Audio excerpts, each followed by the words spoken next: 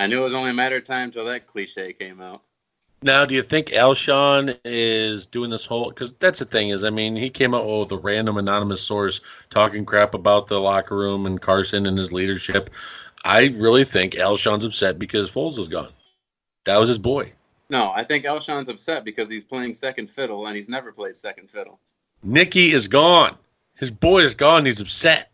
Ertz, listen, Foles threw the ball to Ertz a little bit less than Wentz does. How could you not throw the ball to Ertz? He's always open, and he always catches the ball. Like, what do you I think want? you Philly fans are just so in love with Zachary.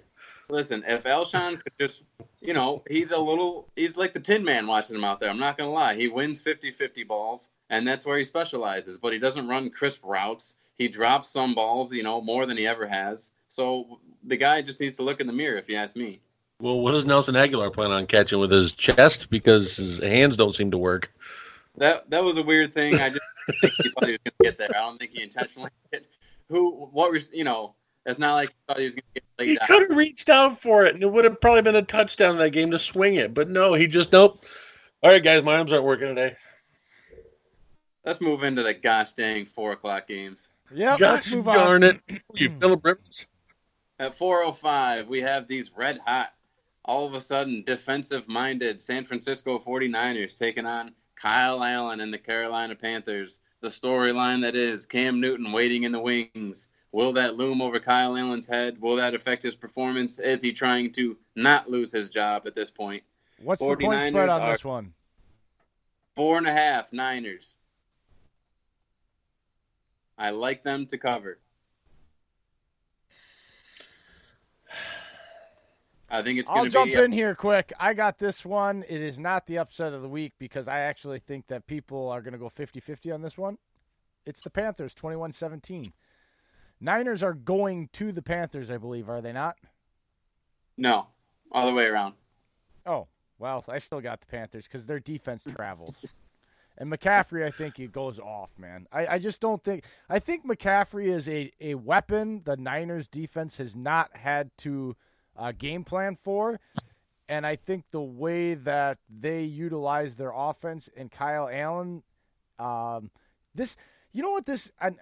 been throwing this out a lot lately because there's just no other really good way for just your casual fan or people that are learning the game to understand it more than to say it like this. They remind me a lot of, on offense, of what the Patriots do.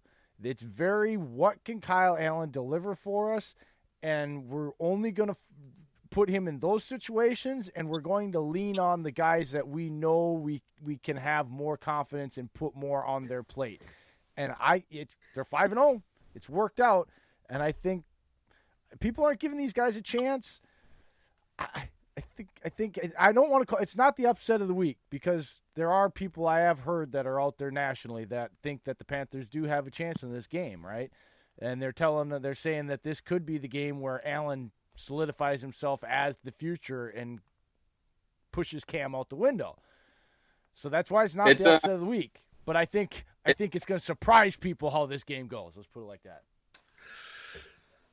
Yeah, I was already on board with the Panthers, still riding this Kyle Allen train. I think he's a better quarterback than Jimmy Garoppolo.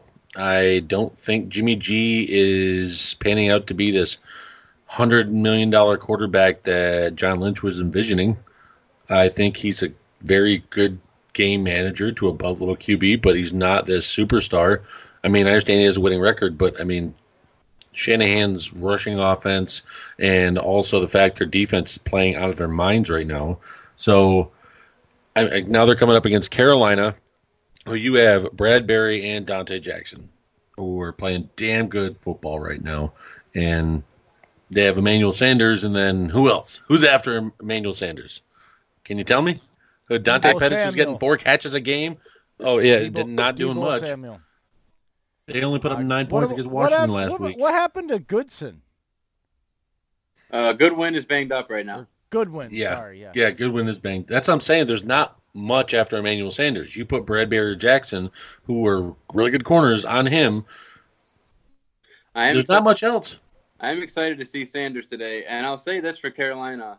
It's hard to name many more marriages between an offensive coordinator and a non-quarterback that are better than Norv Turner and Christian McCaffrey. And CMC, I know that San Fran's been a tough defense all year, but this is a whole other animal they're facing today. He is honestly, I agree with this statement that was made. The reason Christian McCaffrey is not talked about as probably this is going to be taken probably very tough from a lot of people.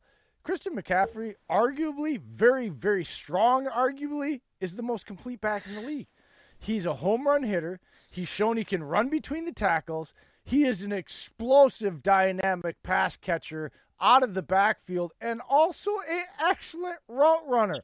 This kid learned from one of the It's between him and wide Cook. receivers, right? But I think he's just a notch better than Cooks when it comes to the catching and the route running. Just a notch, because I've already told you Cooks is one of the best running backs not only in the league, but he is the best back in the NFC North.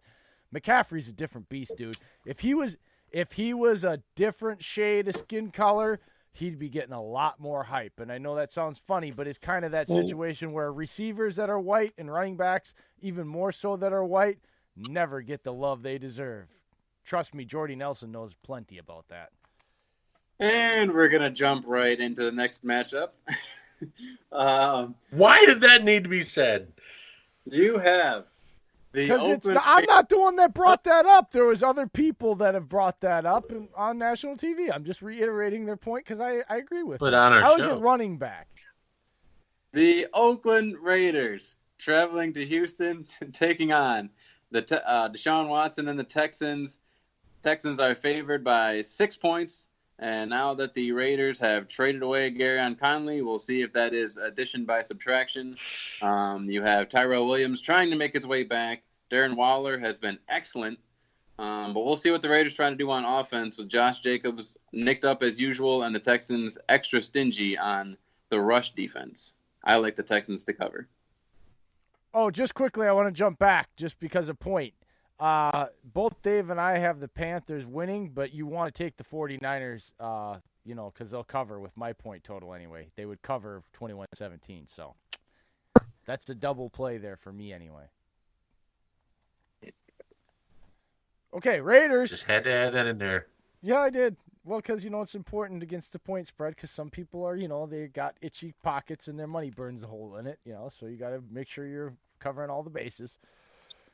Raiders, I got the Raiders winning 28-27 here. Josh Jacobs is just a beast. Didn't you see what Aaron Rodgers did to Raiders last week?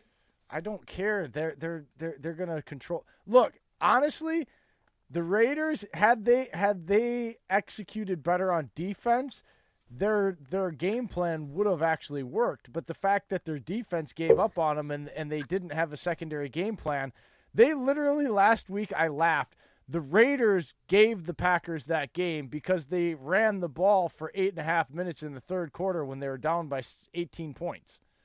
Like, they essentially played defense for the defense by just continuing to feed Josh Jacobs for 5 yards a clip in the third quarter. It's one of the goofiest things I've seen in a live game in my life when you're down by that many points. But had that game plan defense been better, yeah, they were definitely could have won that game because Josh Jacobs is a beast. So I think they can control the game and win a 28-27 matchup here against the Texans. Okay. So the Texans had trouble with old Marlon Mack when Indy played him, correct? Yes. Then they're going to have problems with Josh Jacobs. I agree with Jay on that. I understand they're stingy against the run, but Jacobs is an animal. He tore up Green Bay's defense last week, even though he literally he's a beast. Created an oxymoron. I can't say it no, anymore. Dave, you saw it. Josh Jacobs created an oxymoron on the field on national TV for everybody to see. He smashed Smash. Okay? Like for you Packer fans that didn't catch it, our strong safety Smash Amos is known for laying the boom all over the league. And he came to lay the boom and got bulldozed. That shit don't happen. Josh Jacobs not only can hit the home run, but he creates oxymorons for defenders that have a reputation for taking guys at his position and putting them on their ass, and he made him look like a 5-foot DB, man. It was, look, as a Packer fan, it's like, ooh, but as a guy that loves running backs, it's like, oh yeah, baby. Oh, that's yeah, fair, baby. I just think that JJ, DJ Reader, those guys up front make it hard to even get to the second level. I don't know, man. We'll see. Houston's That defense was is within really 3 iffy this yards year. of the line in a scrimmage, FYI, because he was on a safety blitz and he was meeting him right at, and Josh went for, I think, 15 after he plowed him over. So that was within that range of where you're talking about, right at the line of scrimmage. And I don't doubt that at some point in this season, we're going to have a highlight of Josh Jacobs doing that to a guy that outweighs him by 30-plus pounds. I just think the kid is that special. Dude, I don't say this a lot about a lot of players. He is a combination of running backs that even Ezekiel Elliott doesn't have. I've seen Zeke get put on his ass by smaller players like an Amos.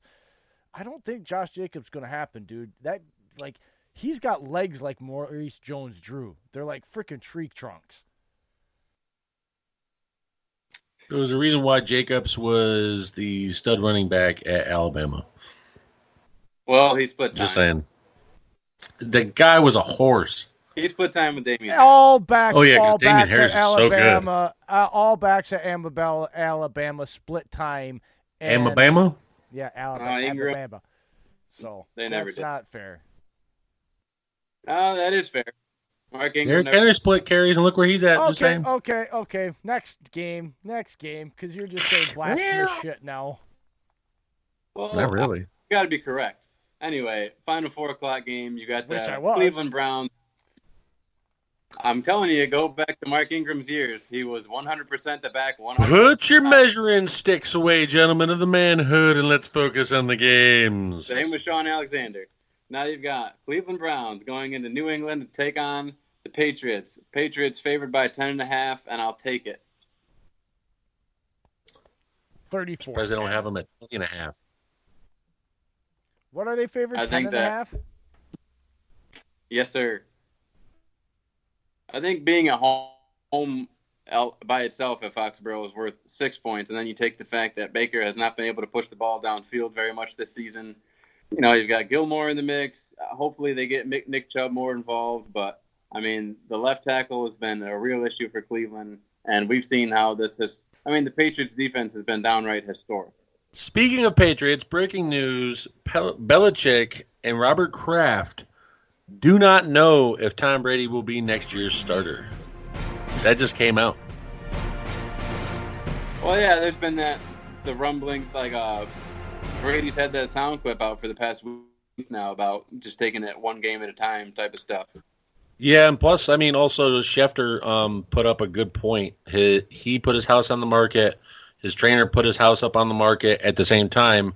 So, I mean, why else would your trainer move if you're probably going to be moving? Just saying. Wait a second. So, I mean, now I'm just confused because he's also said he still plans on playing until he's 45. So is this saying that the organization is telling Tom they're ready to move on, and Tom's saying, maybe I'm good? It says they're keys for him to playing next year, and they're the final decision, basically. I don't get this now because you always thought that Kraft was going to ride with Brady. So are they, Dave? Is this saying that they're seeing the decline to the point that now he's going up in Kraft? There's nothing mentioned of that. It's just Because the I fact don't that they're see- saying that they're the final keys on Brady being starting QB next year. Because here's the deal, in all honesty. Like, I despise certain things about them, okay, because of the cheating and all that, and I'm not going to get into it, but I completely respect what he did. And I'm going to be honest. I saw some people trying to say that they've seen decline in some comments on Twitter and stuff because of the dinking and dunking of the offense. Dude, turn on the tape and watch him when he takes the deep shots. I don't get it. He's not, like, just because that offense and the way they run does not require him to do it. When I watch film of him right now, not past years, this season, in the last few weeks, when he has to or they choose to take a shot,